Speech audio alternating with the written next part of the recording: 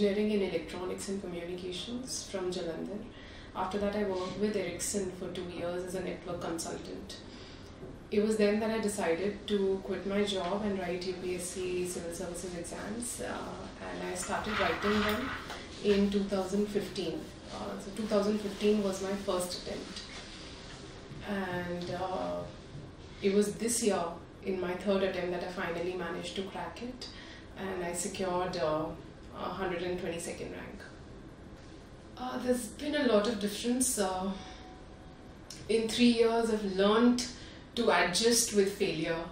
I accepted failure, I dealt with it, and I came out of it. And that is a lot of change. I understood that success or failure, I'm going to be happy anyway. So that is one major change that has happened.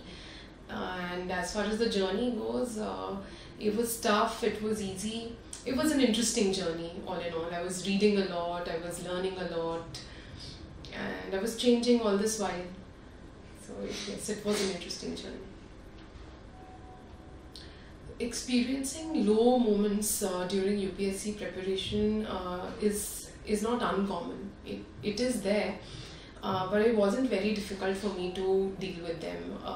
I had a very supportive spouse, I had a very supportive family around me, and I made sure that I talked to them whenever I felt something like that, and they always motivated me. Another thing was that instead of brooding over failures or brooding over those low moments and thinking more about those things, I jumped back into preparation.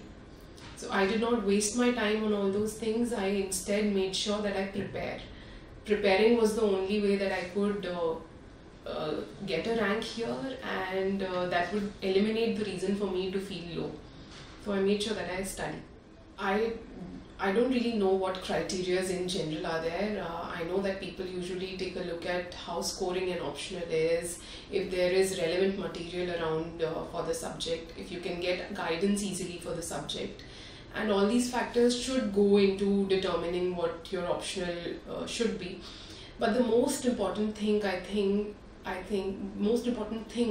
is how interested are you in the subject. And if you ask me, my choice of philosophy as an optional was only on that basis. I was told back then that finding guidance is difficult, seeking material is going to be a challenge, but I was interested in knowing philosophy, and so I managed everything. Answer writing is the only thing when it comes to mains. We have to write about 20 answers in 3 hours span. It means a lot of writing. So what I lacked in the first 2 attempts of mine was presentation. I had built on content, but I did not pay attention to presentation a lot. So I think presentation of your answer, making headlines, underlining them, making your answers, segregating your answers topic wise is very important. That fetches marks. Online sources are actually very important these days. One is they are very accessible. Books, but they should also complement your, they shouldn't replace your books, they should complement or supplement them. So one should read traditional books and find additional material online, because sometimes we follow 1 or 2 books for a subject. It's not possible to buy a number of books for one topic, and yet if there are times when we don't find enough clarity over a certain topic in a book that we're following, and that is where online preparation helps, or going to an online website looking for details over a certain area is really helpful. So both should complement each other. That's how I did my preparation. I made sure that I wanted to make sure that I'm thorough with my engineering, and so I turned up at Next IAS and attended their engineering revision classes, and those did boost up my confidence about my background, and I took that confidence with me in the interview hall when I faced the board, and I'm sure that must have helped me. Like I said, I was more confident this time, I was more sure of myself this time, and I was ready to talk and answer.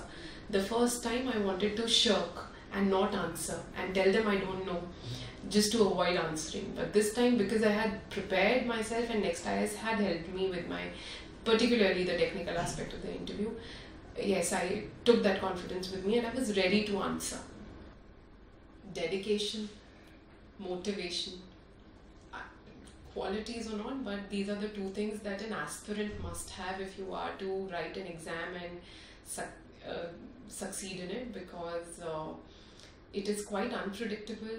The competition around is really high, and to keep yourself motivated for attempts and reattempts is very difficult. So if you're sincere enough, if you're dedicated enough, if you're motivated, then you will be on the list. These are the qualities that you have to have if you're a civil service aspirant. All I want to say is that don't lose your heart. Failures always, or often I should say, failures often precede success.